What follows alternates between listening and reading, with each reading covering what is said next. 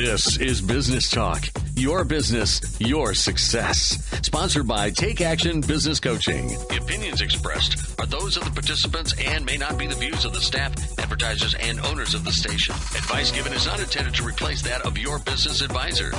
Now, let's get down to talking about your business, your success. This is Business Talk. Well, good afternoon, Peg. Good afternoon. Great to be here. Isn't it's just wonderful that it's starting to warm up a little bit. Oh, finally. Holy cow. It was a little chilly for a while, huh? Yes. Well, and it's good to talk to everyone today. Yes. Welcome, Central Ohio. And Peg and I are business coaches, and we work with a variety of companies around Ohio and also across the country. And we are here just right. We are in Columbus, Ohio. In Columbus, Ohio, even though we get to coach everywhere. We do. So we have a great program scheduled for today, Pete. Yeah, so what we're going to do today is we're going to talk about your business, but I'm going to interview Peg and talk to her about some of the things that she's learned over the last 12 years of all these clients that she's worked with. Okay. And myself as well. And we're going to talk about some of the big challenges that you have and how you've gotten through some of these challenges that these business owners have experienced. You guys have a tough job. It's all on you, the business owner. Right. You have a lot on your shoulders. Right. And it's hundreds and thousands of men and women across the country, really. Right. And, I'm looking forward to hearing some of your questions here, Pete. Are you going to try and stump me here? Oh, yeah. Like, where did you buy that jacket? Well, here's one of my promises to you as the listener and to you, Pete, is really whatever I get to share with you through our experiences and the case studies is that the goal is that you'll learn through other people's errors and learnings so that it makes you better. Right. So you don't have to experience a problem yourself in order to learn from it. Yes. So we're going to give you some pearls of wisdom. I'll be interested what questions you're about to ask. I'm curious, but I can promise you that I will be forthright with my answers. Oh, you're going to be truthful. Good. I will be truthful, and nothing will be made Remember, up. This is the answer. That's true. You should give a truthful answer. That's so true. All right. So let's have a little good news, and then we'll get into interviewing Peg Burley, our esteemed colleague. Okay, sounds All right, great. Here we go. So I've got an article here. It says, New Homeownership Rebounds. Now, there's a chart here, and it shows the percentage of people that own homes in the United States.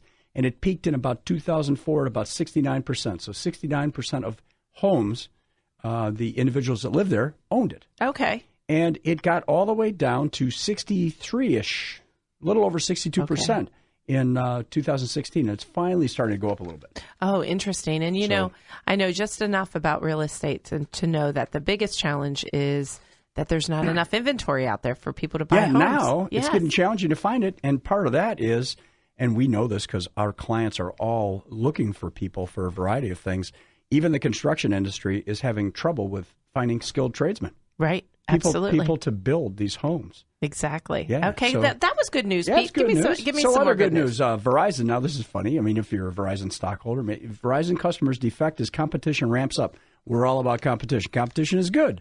And because there's competition, Verizon's prices are going down a little bit. Okay. That's good for the consumer. Yeah. Okay. And Tesla is the same size as General Motors. You can believe that? I cannot believe that. You have now just shocked me. It's Tesla. shocking. Now, we have a client that has a Tesla that absolutely loves it. I had no idea. It's a cool-looking car, but good grief. That's exciting. Would you have thought of that 10 years ago? Now, that's this exciting. is U.S. technology, right? Right. Born here, buddy. I'm telling you. Apple stocks tops $800 billion in value. So it is now the biggest company in the world. Apple. $800 billion. Now, the next biggest ones are Alphabet, which I don't know what that is, Microsoft, Amazon, Facebook, Berkshire Hathaway, hi Warren Buffett, and then ExxonMobil. Wow. But Apple is the biggest one. Apple is the biggest. Little did we know. Awesome? And his biography, Steve Jobs' biography, is a really good book to read. Good news, bad news. Yeah. It's interesting. A lot of our executives that we have read, I have them read that and they say, I want you to write down all the things that you know not to do because he did it and it was wrong. He was a little harsh. He was sometimes. he was harsh sometimes. So yeah, and the other thing that I took out of that is his balance with his work and family was off. Yes, and it causes problems. It in does. your relationships. Yes. Sometimes you can't recover. Jobless rate continues to go down. Unemployment, 4.4%. Okay. Excellent. It's That's all good news. It's good. It is. Well, this is Peg and Pete, and all we're doing is giving you good news. It's good news. And I the like last it. item here is trade deficit shrinks as gap with China narrows. And then there's another article, and we think this is good because we're opening up, hopefully, some trade here. And Trump's tax plan spurs concern in China. So the Chinese are concerned that if we lower corporate taxes here, it will cause people to invest, even Chinese investors, to put more money into the United States, and we'll compete with them more. Well, now that's a good thing. That's for a good us, thing. I Yes, think. that's a good thing. I mean, we're just Competition's saying the good. facts. These are just the facts. That is good. That is all It's good all news. good. I like Yeah. that, Pete. Now I'm all inspired. I mean, I'm just inspired with all this goodness that's happening all around us. Now, again, this is Peg and Pete with Business Talk, and we're talking about your business and your success. And I'm talking to Peg here about some of the things that she's learned over the last 12, 13 years in coaching.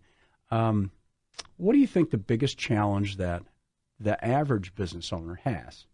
Okay, so first, for those that may be listening for the first time and or have never experienced a coach, I guess the first thing I want to do is explain what a coach does. So what a coach does is come into a company, and the engagement could be to work with the business owner. It could be to work with the general manager or one of the managers.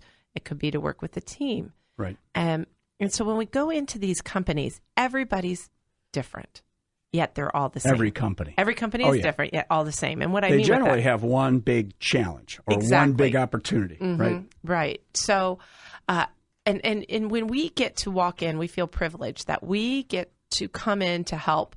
And generally, it's people who are growing at a fast pace Right.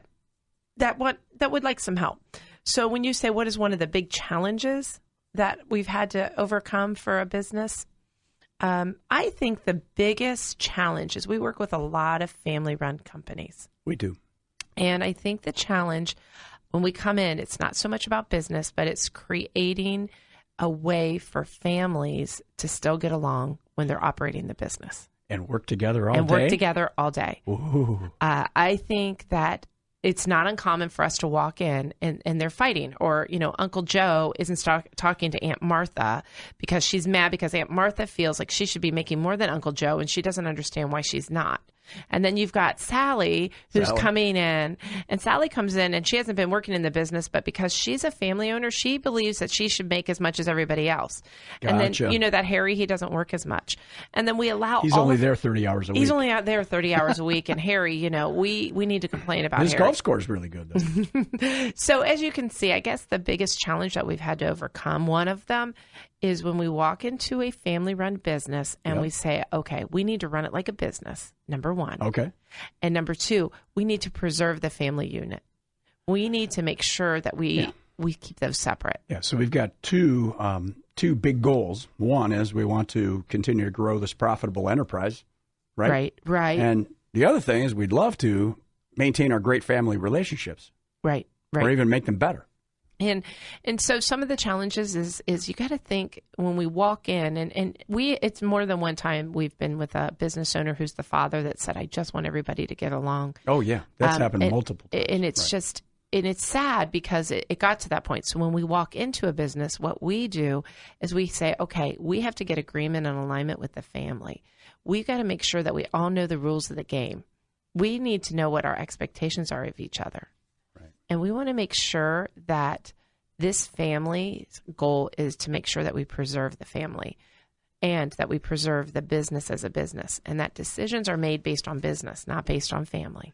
You hit a good point there, and one of the things, and we'll talk about the some tactical things at this point. I think one could be creating job descriptions. Mm-hmm. Oh, that's a great. And in a rapidly growing company, sometimes that gets overlooked, or maybe it was done 5 years ago.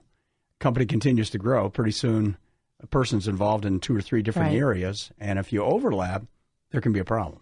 And I really like the job descriptions being one of the first things we do, because it hasn't been unusual where we have, let's say we have Harry, and then we have Sam and Joe. And Sam and Joe, let's say Joe's in charge of the warehouse. Okay. And Sam is in charge of the company. He's the president, let's say. Yeah, all right. And, of course, they have to make the same amount of money because Dad wants to be fair.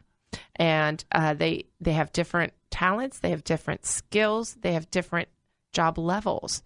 Right. And so everything does not have to be equal. We Right. need to be fair, but not necessarily In equal. fact, we have gone through this with a client that's in the exact position you're talking about. And what we did do is went out and did a market survey in their city. They're in a very big city. Did a survey for the two roles that the two brothers were in Yes, and used that information to set their salaries. exactly. Their equity percentage, the amount that they owned of the company, didn't change. Their bonuses didn't change based on the profitability of the company, right? Right. But their pays is different because they're in different roles. And that's The one gentleman's got a lot more responsibility than the second one.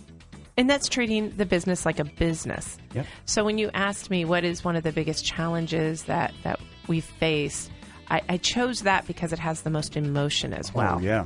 It comes with not just, like you said, strategic ideas, but also the emotion. So I guess when we return, we could talk a little Let's bit keep about the talking about tactics of that. 'cause that's Okay. a pretty important area. Okay.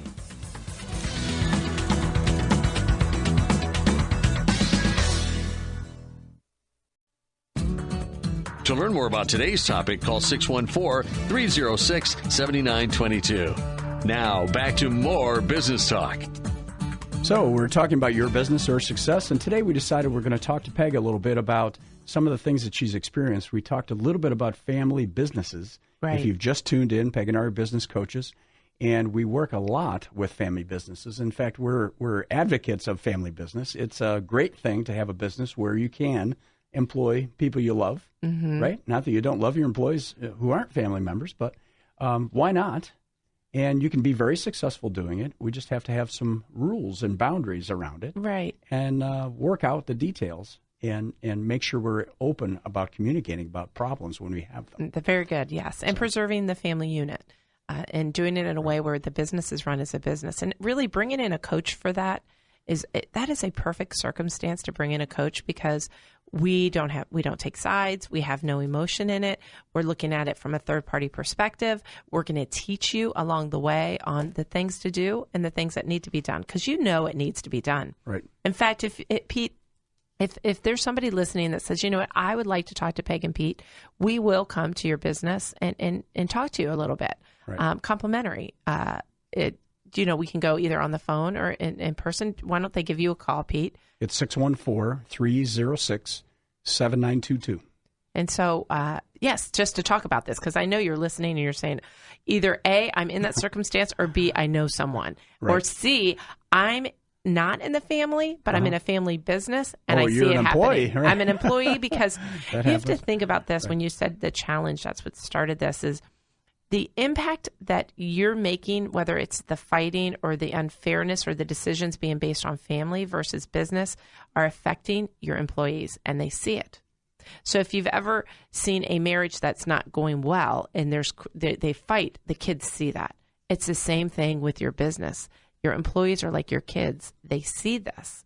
And so you need to fix it, because it is stopping you from moving forward. It is hurting your business from making more money, and it's hurting your culture. So let's get it done. Right. Let's get this fixed. Well, and one of the things we have done with a couple of clients, and we mentioned the one with the two brothers in the business in very different roles, one with a lot more responsibility than the other.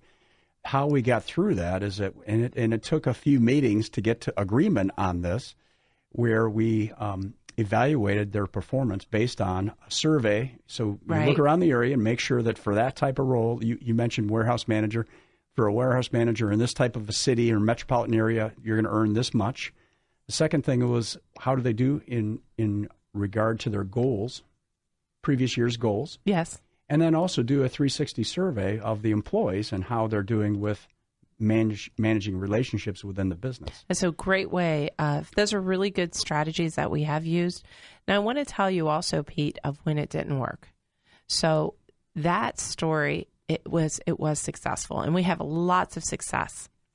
We do have a story that isn't good. So we were brought into a situation, and ironically, it's exactly what you had described, a warehouse, and one person was in sales, another person was in the operations/warehouse. Okay. One had more of an impact. He was bringing in a lot of sales, created a separate division, created some innovation. They were making the same money. Right. And the father wanted to retire, and he wanted to give the business to both of them. and they weren't getting along. They ran it very differently. They were two different people. Well, what happened in the end, because what happened is that dad would come in and undermine. They would undermine the decisions. He was trying to make it so fair that the one son ended up leaving the business. The salesperson. Yeah. He ended up leaving the business, and they don't talk. They don't talk anymore. It all fell apart. That's a shame. And so how could that have been prevented? Well, what you just said needed to be done. Right. And it wasn't. And it's hard for that father and that mom to make those decisions. But you need to, if you want to preserve the business and the family unit, you're going to have to do those hard decisions. Well, and at the point that happened, they didn't have an advisor with them, an outside help. They did not. They didn't have us helping them during that part of the process. And it fell apart, which is unfortunate. Right. So. Okay. So there's that. That's that. Good. Yes, That's yes, a good one. Yes. The other thing you mentioned before the break was about rules and expectations. Tell us a little more about that. So we're both in the business, or maybe there's 3 or 4 of us in the business. How do we get expectations out where they're clear? Okay. So as a coach, as I'm going into a business, even beforehand, so I'm going to give you an example. You have a business. Let's say it's a couple million. Let's say we have one company that's a couple million in sales a year. Right now, we have another company that's about 16 million in sales a year. Okay. Both are planning to bring in family members, cousins, right now, because it's growing really fast. Okay. So we stop them. So they need employees. They need employees, Yeah. and they want to go to their family, which is fine. Again, we always really want the best person for that position, but right. that's why you're building your business. A lot of time it's your legacy. Well, one of the things that we said that we're going to do with them is before that family joins, we're going to lay out, here's expectations, here's what, not everybody's going to be paid fairly. So when they enter the business, you could say, look, you're going to be, go back to the warehouse, you're going to be in charge of the warehouse, and you're going to handle one direct report, and here's the millions of dollars that are going through your area. In order to compensate you for that, here's your pay. And here's expectation of your review. And if you're doing something, you can be fired. You can be let go. I mean, just because you're a family member doesn't mean you can slack, because we're all here together building this. So laying out the rules of the game now, if that's one thing we're doing with each one of those companies. The rules of the game are really important with the family members that we were talking about of, right. Okay, we need to push the reset button. What are all of our expectations out of each other? What's most important to us? How are we going to behave? And what am I going to be held accountable? And how does that look? A lot of these things come down to communication. It really does. How are we going to communicate with each other? Mm-hmm. And can we structure meetings in a way that we have to talk to each other at the frequently enough so we get the job done? And sometimes, Pete, as a coach, I've been asked to, Peg, if we have a Thursday at 11 o'clock meeting and you're there, we know everybody will show up. If you're there. If I'm there. Yeah. If I'm not there, people won't show up. So that, at first we can work that way. Obviously, we have to deal with all the issues of why are you not showing up, what is the trust. Until it becomes a habit. Exactly. And it's systemized. And then we've had another family team say to us, I want you there because they don't mistreat me when you're there. Like they don't yell. Sure. Right. They're on better behavior. So that's the rules of the game. That's one of my biggest challenges. Okay. Excellent. Okay, so Pete, I like this. Pete is interviewing me. This is good. We're business coaches. Pete and I have a firm with Michelle and Angie, right. and we are always looking for new coaches. It looks like we're about to onboard another new coach in our firm, which we just love. So we have a process for that. Yes, we do. So Pete, I'm ready. Okay, I'm ready for another question. One thing I want to ask you about is I know we have a 90-day planning session. Let's tell us a little bit about that. Why would I, as a business owner, want to come to this thing? So, in fact, we have one coming up on June 16th. And what we do is the reason we want a 90-day planning session, we have about 45 people that are there. Well, I say 45. It might be anywhere from 35 to 50. And it's a really great event where the part of the morning, we have all of our clients there and they learn something new. This year, this quarter, we're going to teach on succession planning. Right. Financials. Mm-hmm. And understand your financials. Then we get into planning. And the reason we want all of our clients to have a 90-day plan is it's really easy for us to react, especially as we've grown this business and we're really busy. We're reacting to what's most important. Right. We're not necessarily working. What's right in front of us? Yes, right in front of us. Thank you. Yeah. It's not a plan. Yeah, you have to, right? Right. It's urgent now, right? So we want you to work on the things that might be important, but not urgent. Or urgent, but not, you know what I mean? Like budgeting. Important, but not urgent. You're right. Or Yeah. systematic. Yes. Or, you know what? I know that I need to do this, and, I know I need to sit down and work on my succession plan and my system. This is quite a few years ago, but years ago, Peg and I, one of our earliest clients, father and son, came to the 90-day planning session, and we asked them, when was the last time the two of you sat down together and talked for more than an hour about your business? And they said never. And that is They'd the never truth. done that. They'd never planned together. And I got to tell you, everybody finds the time to do this. We have all those businesses in that room. They're very successful. They're just as busy as you are listening. It's just they take the time. And in fact, but once a quarter, you're 8 hours focused on the business. Right. And we have on June 16th from 8 till about 3:30. Right. If you want to go to this, we've had a couple people take us up on this radio show. It's a $500 value. And because for our listeners, if you want to be one of the first callers, Pete, if they call you, we can give. Now, what this means is you'll get a ticket to go. And I say ticket, you're not going to actually have a physical ticket. We'll take your information. But bring somebody else in your business with you and attend this complimentary. So 2 people. This is complimentary. Per business. Right. We'll get and it complimentary. It's 614-306-7922. We'll get you set up. Yes, for June 16th. Yes, it's in Grandview, June 16th. It's on a Friday. We have people coming in from Michigan. Right. We have multiple people coming in from Michigan and Texas. Yeah. Uh-huh. Okay, good. Oh, yes. Excellent. We have four businesses from Michigan coming in and a couple people from up north. We won't talk football that day. So anyway, yes. So, so that's what 90-day plan helps us to get things done. Excellent. So we've been talking about family businesses. Now, over 60% of the jobs in the U.S. are created by family businesses. Wow. Privately held businesses. So that's why it's so important. I believe it. And we talked a little bit about rules and expectations. And when you bring somebody in the business, that's a great time to do it rather than 5 years or 10 years down the road, right? Because it's much harder to change much later. Yes. So if you do it early, that's fantastic. If you can set salary levels, get job descriptions done, get expectations clear, those kind of things. What do you do with disagreements? How do you handle disagreements when that happens? So you're saying not just in a family business or disagreements in general? I guess it wouldn't matter. Well, either way. It doesn't matter, right? They might be louder with a family business. Okay. Yes, they get more personal with a family business. Okay. That's why the emotion gets there. So it's not unusual for us to have disagreements. And so one of the things, in fact, we're doing this right now. I'm going to say it's with Sarah and Jeremy. Okay, Jeremy. That's Jeremy. I like to make up the names. You pulled that one out of the Sarah hat, and man. Jeremy. I love it. And so... Sorry, Jeremy, wherever you are. If you're in a company, this happens so often that we know that these two people are having a disagreement and we don't address it. And we just say, there's Sarah and Jeremy doing it again. And they may be rolling their eyes or talking bad about people behind their back. And we allow it and we say it's become our norm and it's become acceptable. And as coaches, what we're going to tell you is that's not acceptable. So what I'm going to do is you're going to have to wait until after the break because I'm going to tell you. Leave us hanging. I'm going to leave you hanging. I'm going to leave you hanging because I want to tell you the steps that we take in order to get rid of those disagreements in the workplace. You can give us some examples. I can as well.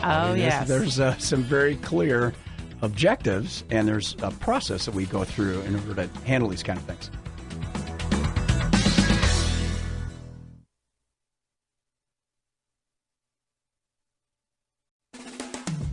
Could your business use some help?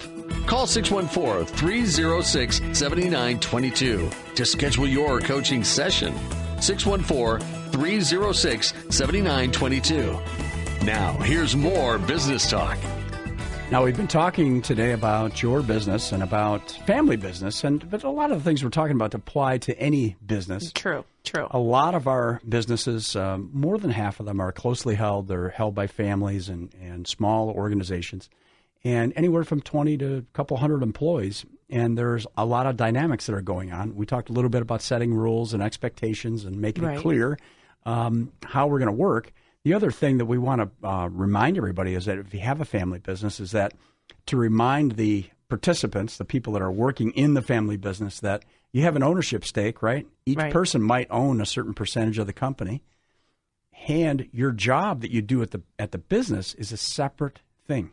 Yes, that's a good point. And you have It's to have that huge. agreement. They're Yes. different. Right. And that's definitely something. And so Pete and I, and this is Peg, you could say Peg and Pete or Pete and Peg, but everybody says Peg It's and Peg Pete. and Pete. Peg and I'm Pete. just telling all you listeners out there and all the ships at sea, it's Peg And Pete. Pete. So we've been coaching for the last 12 years, and I like your story. I like your question. So right before the break, I was putting everybody on edge. Yes. And you had asked. But you didn't give about- us the answer. No, I didn't. You said, how do you handle conflict? And you were talking about family conflict, of course, but it doesn't matter. It's how do you handle conflict? Right. So first, I want you to look in your organization and see what you're allowing. I want you to see that, you know what, has that been okay? And have you been putting up with it? And that's not good. So, in other words, if you've got a little disagreement that's been brewing for a while, or maybe a couple of, and it doesn't matter if they're family members, a couple of your managers or employees are snapping at each other occasionally or saying bad things about the other. Right? It's just not okay. It's not acceptable. It's just not okay. And you, as the leader, are the one that's got the ball to do something about it. Exactly. Whether you're a manager in a department. So how do we handle conflict? Yeah. Well, so the first thing you have to do is if you've been allowing the conflict to happen for a while, the first thing that I ask is that you take ownership and say, okay, I'm going to say it's Jeremy and Sarah. So we got Jeremy and we have Sarah. And we say, Jeremy and Sarah, I have allowed this to go on. You're First of the all, boss. I'm the boss, whether Yeah. I'm the manager, whoever. I have allowed this to go on. Now, keep in mind, if you bring in a coach for this, it does help. Bringing in an outsider, Right. it makes it so much easier. Well, the great thing about that, and obviously I've been doing this, is that we are not emotionally involved in the situation. Exactly. We're going to gather facts. We're going to gather information. We're going to listen to both sides. We're going to listen to your view of it if you're the owner of the business and you've been observing it. So there's really three folks involved. And we're going to think about it, and then we're going to attempt to bring the two together. Right. So that's the steps. Yeah. Yes. So you asked me what the steps were. I guess that would be it. That would be it. Well, you've just been through this recently, yes, right? Yes. I mean, So doing it every day. So so it's the first step is to take ownership, is to say, I've allowed it. The second is, like you just said, is say, we're not going to allow that anymore. And then here's a really good way of doing it is you ask each person, mm-hmm. I want you to come to the room and tell me the top 2 or 3 things that are really important to you that are followed. Like things that you need. things that to you get need. your job done, Yeah. maybe? Or no, more that you need from this person. Okay. So for, Expectations of the other person. Yes. So Jeremy and Sarah, here's one example. So Sarah's going to walk into Jeremy and say, you know what I need, Jeremy, from you is I like to get positive feedback and recognition Okay. when I do something right. And now what's happening is Jeremy has been picking on Sarah. Your division isn't as profitable. Look at what more you can do. Or only when something goes wrong. Right. She gets feedback. Exactly. She does something well, nothing. Right. Silence. Okay. So that is, yeah, exactly. And so that would be one. And then the other thing is for Jeremy from Sarah is what I'd like you to do is I want you to make decisions quicker. Great. I put something in your court and you continue to think of all the angles and not make the decision. And it's hurting my department. So those are probably the top couple things for me. And then Jeremy's going to come to the table. And of course, we're facilitating this and says, Sarah, what I need from you is when you talk in meetings, you can get really emotional. And with that emotion can come anger or biting comments. And I don't like it. It shuts me down. Okay. I need you. That's a watch out. If you can stay factual and supportive, that would help me out. So what you're doing is, and this is an important distinction here, is you're really helping both parties to figure out what they do want, Right. not what they don't want. That's exactly 'Cause the point. We talk a lot about the law of attraction, right? And if you are focused on a negative, you tend to get more of that. That's perfect. Yes, exactly. And also, we only want to limit it to a couple. We're not. This yes, isn't my right. chance to have a I have laundry this list. long list, Peg, and it's about 8 pages long. So we have a laundry list of all the things which I have had, to your point, of I don't want you to leave your coffee out. I don't like it when you make popcorn at 3:00. I don't like it how you are snickering or loud. Some of those things, don't get me wrong, we can alter it. But for that meeting, it's just a couple. So then what we do, so that's the first step, is to take ownership. So the critical few, let's identify them. Take the ownership. Critical few. Yep. Yeah, take ownership, the critical few. Yep. And then the third thing would be I want each of you to write down every day what this person has been bringing to the table. That's great. A positive thing. Yes. Every day. Okay. You're changing their focus. And these are just a few steps, Pete, but when we have a disagreement, and it happens a lot, it's usually, and then here's the fourth one and the last. Yes. Is if any of these rules are broken, how are we going to handle it? What's our agreed path to success? What does it look like? So what's an example of that? You're going to buy lunch. So here's an example. If I have asked you to say positive things, the consequences are when I hear positive things, I want to say thank you. Oh, simple as that. And then when I hear something negative, or you're getting into a behavior that we've had before, I am going to tell you, because our job, is it okay? Don't let it happen 5 times and then sucker punch them. So we're going to say, Jeremy, is it okay when Sarah sees that behavior that has been hurting the relationship, that at that moment she can come to you? We have to get the agreement. Yes. And Jeremy, how do you want her to do it? Privately, one-on-one, on the phone call. And we get those agreements of how we're going to circle back to discuss that behavior. And then we get agreement, and then we move forward. And so the only time that this doesn't work is if the participants aren't really involved in making it happen, making it work. Yeah. So if they're invested in a positive outcome, it will happen. It will. And I've had people who are so angry with each other. I've had 2 managers where the other thing is, I have to get agreement is, are we going to wipe the slate clean and move forward? Oh, right. Don't bring up something I did wrong 2 years ago. Exactly. Please. We're not going to, do you both agree? So when I was coaching these other 2 people, it was like a Jeremy and a Sarah. Yeah. It did not work out because Jeremy couldn't let go of his position, his history, his everything he felt for Sarah. He was just saying, it had gone on too long. It had gone too long, and he couldn't forgive her. And he would say, "See, this is how you are," and we couldn't get beyond it. Yeah. So but I like the start of it is really the owner of the business or the manager saying, "Look, guys, I've allowed this to happen for a long time, and I am deciding that we need to work on this and make it better." Yes. So we're going to start. There you go. And I'll help you do it. Mm-hmm.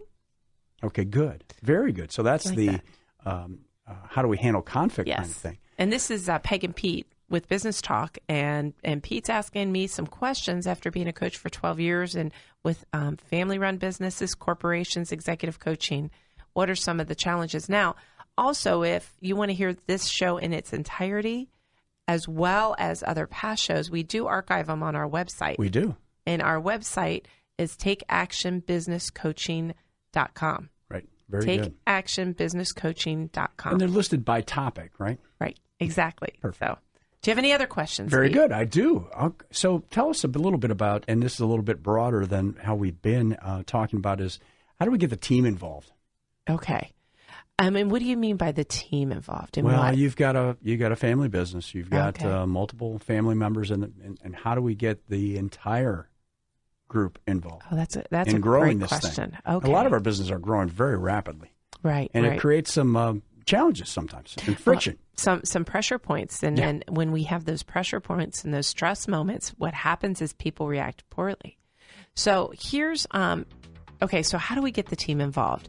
Well, the first step we do is we work with the executive team. I say that meaning the management team, because so the leaders. The leaders. You start there. So wherever you see your team doing, look at your team. Do this as an exercise. Look at your team. See how they're reacting. Feel the flavor of them. Feel what's happening. It's a reflection of you. So we're working with one team where they're very stressed out. They're overworked. They're acting out. The support for each other is starting to falter. And working with the leader, I said, so how do you feel? And he goes, stressed out. It was. They're all in the same boat. They're all in the same boat. So working with the leadership, and when we return, we'll talk a little bit about that. Working with the leadership to change that, and working with the team. Great.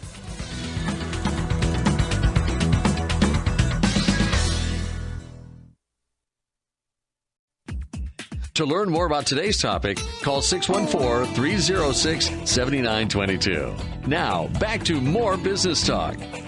So we're talking about family business, and this applies to other businesses as well, but we've talked a little bit about how do we handle the dynamics of family members working together, how do we set goals, and how do we make clear expectations. We talked a little bit about conflict and how to resolve those kind of things, and then we got involved in the team discussion. Right. And about how do we engage the entire team and get everybody working together. Okay. Yes, and that was the question. Okay. Oh, you want me to go ahead? Yes. Okay.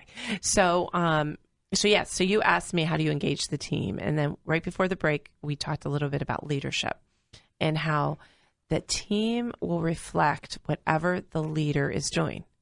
So, example, we have Jeremy. That is, I do make up these names. I don't think we've ever had a Jeremy as a client. We're going to apologize to all the Jeremys out there. You guys are great. You're great employees. You're awesome. I'm just using Jeremy as the example. So we had Jeremy, who is pressing for results. He's pushing hard. He's pushing hard. Okay. He's got a team of 16, and he really wants to get these results. And he's very systematic, hardworking, good guy, great guy, and I sat down with him and I said, okay, what if I were to tell you that your team is starting to burn out? What if I were to tell you that they're not supporting each other? So what are the signs you're seeing? So what happened is, as their coach, I get to talk to the employees. Yeah. And some of the signs I'm seeing is I'm not seeing people smile. Okay. I'm also hearing some of the, we're going to put this roll out. Hey, we're going to do this, system. We're going to do this change. I'm seeing him make a lot of changes. Okay. And the team has to adjust quickly. And all of a sudden, I'm dealing with conflict more than I ever have. Okay. All of a sudden, I'm like... So the dynamics of this team have changed. Okay. And you're seeing it. I'm seeing it. And we sat down. So when you said, how do you get the team involved? First, I talked to them, informally. And then I sit down with Jeremy and I said, are you having fun? And are you allowing them to have fun? And you ever have somebody ask you a question and you're like, oh my gosh, I didn't realize it. Like his light went on? Is that what you're saying? His light went on. And I said, it's okay to enjoy and have fun while you're doing this. Uh-huh. It's okay to relax. And you actually might get more done. And that was... If you can... Thank you for that. Take the edge off a little. Pete, that is exactly it. I said, what's happened is sometimes in our quest to get more out of our team, we're pushing and pushing and pushing. More and more and more and more. Right? And what you're doing is actually slowing them down, starting to infighting, burning them out. I said, what if you were to just relax it a little bit, not be so on it?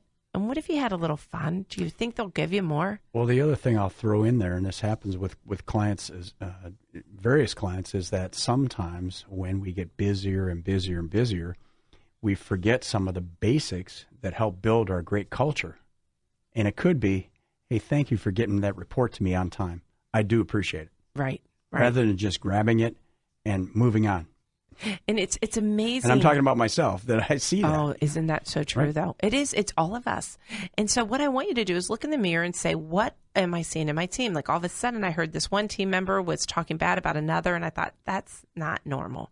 And it's a reaction to the stress. So how do we get the team involved? We first talk to the team, and then what we're going to do, so what we have scheduled is we're going to get the whole team together, and we're going to talk, and we're going to say, okay, let's talk a little bit about expectations out of each other. Let's talk about how do we change this culture, and how are we? And it absolutely has to start with the leader too. The leader has to start changing. They have to admit that they can help improve this. Yes. So we're going to get the team together, and we're going to teach them. A lot of teams may not know how to be a good team. Right. So as coaches, we go in and teach that. We work with the teams and say, this is how you become a great team. Because you get a great team, it's going to be wonderful. You're going to do great things for your customers, for each other, and in turn really make the company profitable. Well, and as you grow, they're more and more important. Right. Exactly. Concentrating on your team.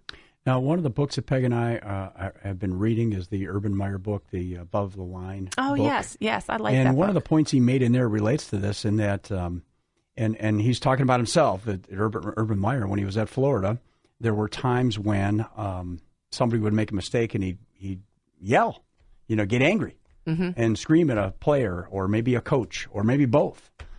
And then later on, and of course this comes from wisdom and experience, and where something doesn't happen correctly on the field, and he looks inside and says, well, what could I have done differently to create a better process system, rewarded my coaches differently, said a positive word to somebody?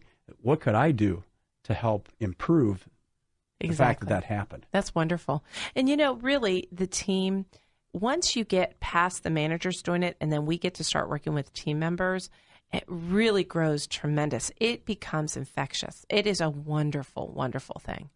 A good infection. Yes, a positive infection. It really spreads.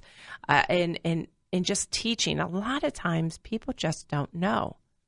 They just don't know. Either they don't know or they don't know how, or they don't see the value. Well, and we've been in this before ourselves, is sometimes you're working hard and you get in the trenches and you're working and working and working and you forget what got you as successful as you are. Right. You get have tied to take up. a minute back, and that's why these 90-day planning sessions are so important, and that's why a coaching session is so important, is that somebody else can give you a perspective that you can't really see when you're working 90 miles an hour. Right.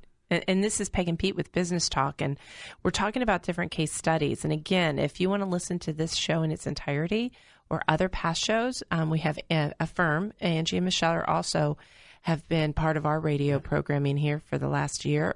Go to takeactionbusinesscoaching.com. That's it.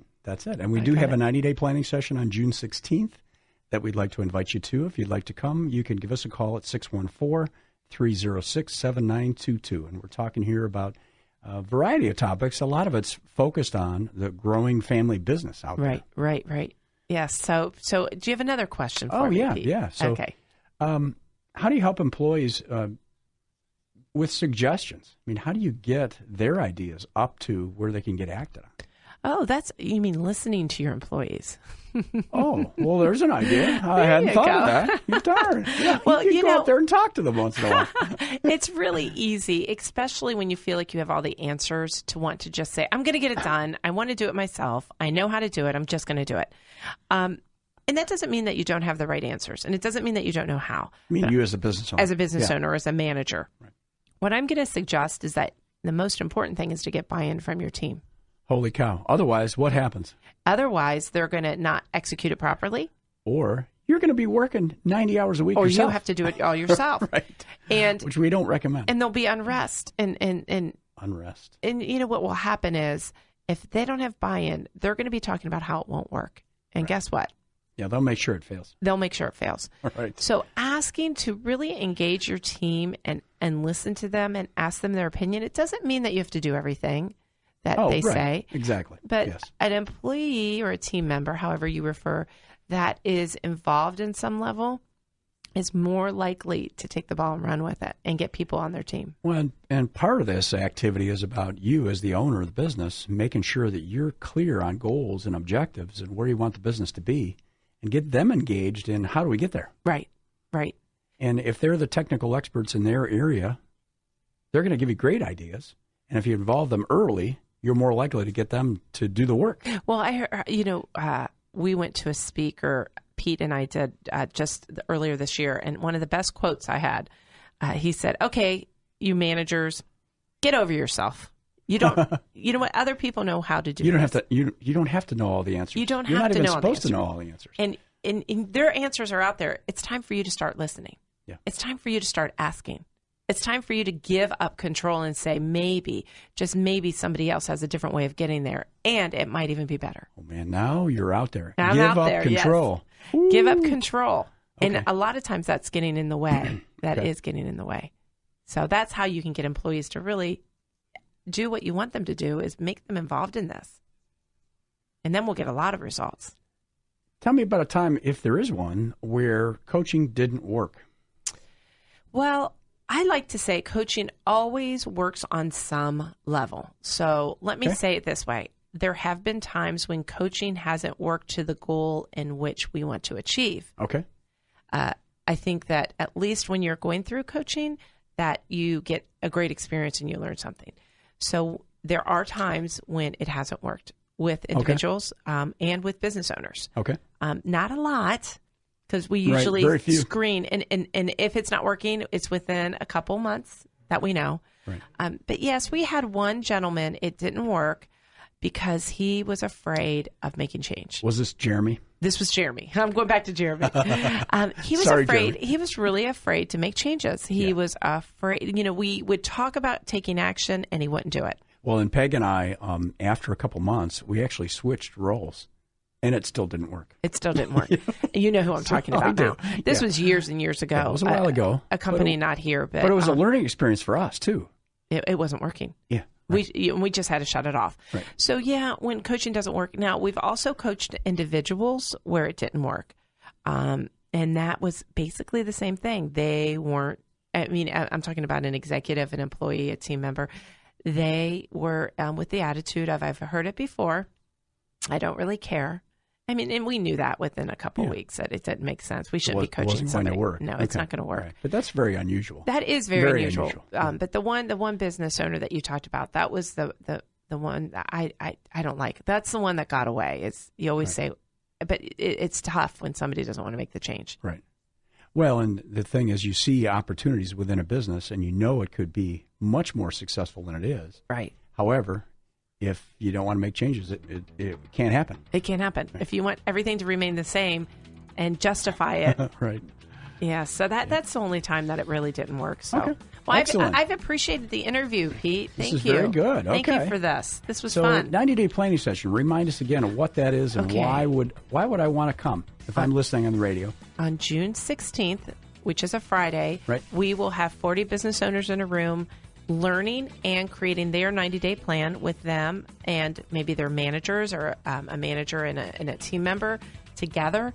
And it's going to be at 8 o'clock until 3. You're going to learn a lot. You're going to meet great people. And we have given whoever calls Pete can have a free entry. It's a $500 value that we're giving away. 614-306-7922.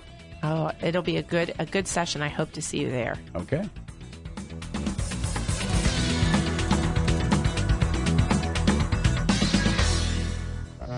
This has been Business Talk, your business, your success. Sponsored by Take Action Business Coaching. The opinions expressed were those of the participants and may not be the views of the staff, advertisers, and owners of the station. Advice given was not intended to replace that of your business advisor. For more information about the topics discussed today, call 614-306-7922. 614-306-7922. Tune in next week at this time for more Business Talk, your business, your success.